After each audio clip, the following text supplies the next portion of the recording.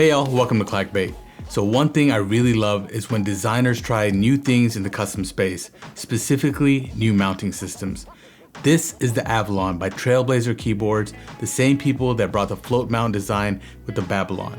This time, they're bringing what they call a suspension mount system to this gorgeous looking keyboard. Now this is not going to be a full review since the unlimited group buy will most likely be held early next year, but for now, Trailblazer is running a very small run of 25 boards in the coming days in this special GMK Harvest edition. This thing has a really big copper weight with the copper mid piece, and it will be sold for $575. Now the unlimited group buy will use a different weight material due to the cost and complexity of working with copper. But on the plus side, it should be much more affordable. Look for a full review of this keyboard when we get closer to the unlimited group buy. So consider subscribing so you don't miss that. Yeah. Now quick thought on the design, it's an absolute banger. I love the 65% XT layouts. For video editing, I find the left macro column to be very useful and it can come in handy for gaming and many more applications. The typing angle and front height are a great combo. Looks from every angle is clean and the accents are all nice touches, including this little LED here. Really like that. I particularly really love the pattern on the weight. You can actually feel the dimension for each small angle, which is really dope. Overall, super premium board for sure.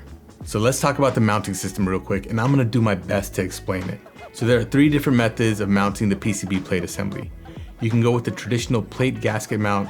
Going with this method will require you to carefully break off the leaf springs from the PCB, but they do have little mouse bites there to give you a clean break.